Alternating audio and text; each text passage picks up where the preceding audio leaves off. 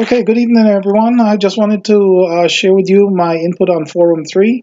I chose option 1, and Scheninger in his book mentions 6 elements, which were, of course, that drove change, and they are connectedness, vision, value, support, professional development, and, of course, embracement. Another word I would substitute for connectedness would be, of course, networking. As an educational leader, I think it's very important to be social, and even in public and political venues, in order to accomplish those things what you'd want for your school or your school district. Of course, this would mean that as a leader, you would have to support many changes, and of course, incorporate them into your school. Scheninger stated that connectedness was the original catalyst for change. This was mentioned, of course, on page 65. Vision.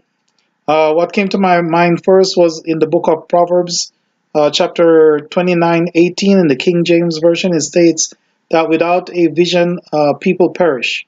For the most part, what a vision does is keep someone on track when they start or set out for a goal. This is for an individual or a group. And when difficulties come along, one can always reflect on the vision to keep that group or that person or individual on track, that they don't get distracted by the many things that can come along as they strive to obtain this goal.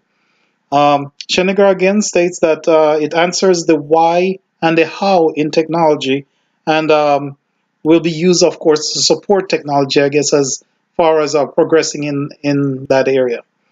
Value. Value as it relates to technology is dependent on how it is used to support technology. In other words, how much emphasis is placed on the technology's potential as an educational tool.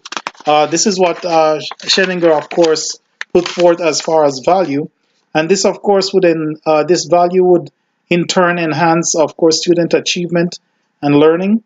And of course, if an educational leader values the use and need for the technology, this would, of course, be infectious to those that are around them, and of course, get others involved just by their motivation or their interest in the technology. Support. Support, as described by Scheninger, is the form of providing upgraded equipment. In this case, he was referring to his school and he talked about uh, upgrading classrooms with wireless systems, interactive whiteboards, and equipping classrooms with the latest technology. As an educational leader, support for teachers can also be in the form of providing professional development. We spoke about this in the last discussion. And in the case of students, support can be in the form of giving them freedom to bring maybe their own devices to school uh, in order for them to utilize that technology for them to do their schoolwork. Of course, this of course would be contingent upon the platforms that are being used and the different securities to ensure that, depending on the age of the student, they don't, filter into areas where they shouldn't. Professional development, as mentioned, is a means of supporting teachers and is essential in order for faculty to learn and apply the technologies that are to be utilized in their classroom. Professional developments can also be obtained through collaboration through PLNs, where questions and ideas about technology can be posed and shared in a public forum, soliciting the input of experienced educators in technology. So, as far as professional development workshops, stuff like that, giving the teacher or the educator the opportunity to progress and to, of course, be exposed to new ideas. Embracement, as described by Scheninger, is described as being obtained through empowerment and autonomy. Of course, this allows teachers to change their instructional practices as they see fit within the classroom, and it also gives them the autonomy to take risks where necessary to integrate many techniques as far as what they use to teach their students. In other words, not to put the educator or the teacher in a box. Data. Data in the form of information serves to establish communication between stakeholders, faculty, parents, and even students themselves.